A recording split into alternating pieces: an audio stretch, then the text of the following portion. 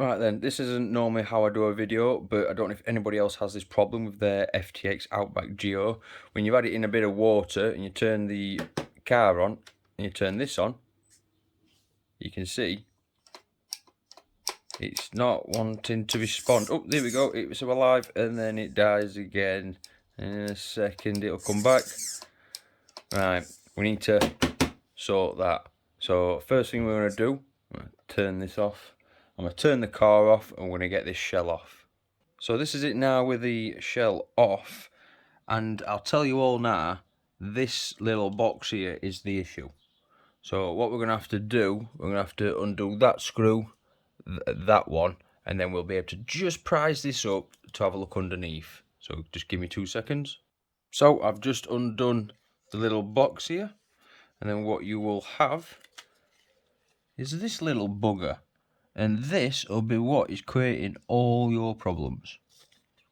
So let me, what I'm going to have to do is take a nice pretty picture of where all these wires go.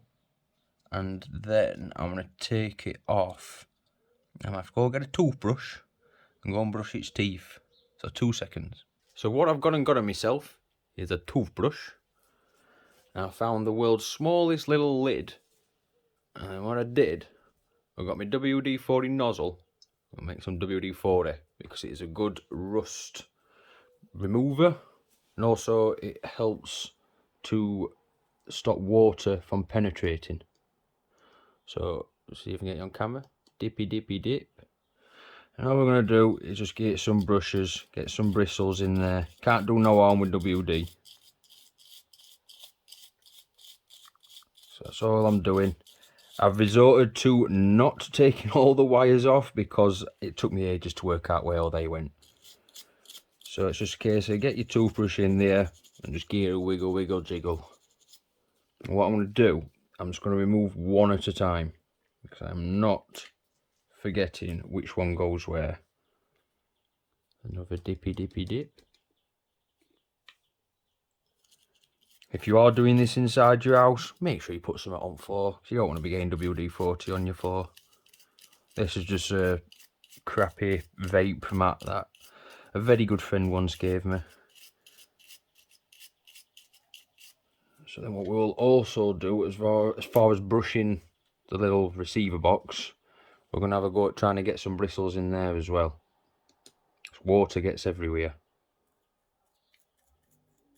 Here we go. I'm just going to like stab it. All we want to do is just agitate any dirt, grease or grime, anything really.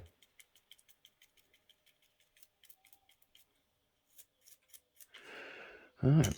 I'm going to take a mental note myself that this has got a yellow wire and it's going in the top and that one hasn't, so I can't exactly get them two mixed up. I must admit, they have got not one bit of sign of rust on or any form of green from the copper eroding. Must admit they are getting shinier though. I don't know if you can see that on camera. Shimmer, shimmer, shimmer. Anyway, I'm pretty happy. That should be okay now. You'll be very careful not to bend these pins as well. Come on. There we go. One. Where's the other one gone? There. It's a bit of a shorter wire.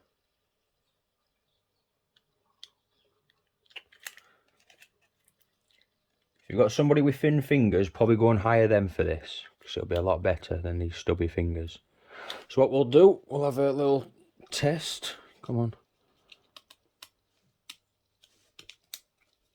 So I probably should have plugged this in first. Well, alright then, so that's on. Just give fingers a little dab, you don't want to get WD all over your controller. Yeet. So we have life. We still have life.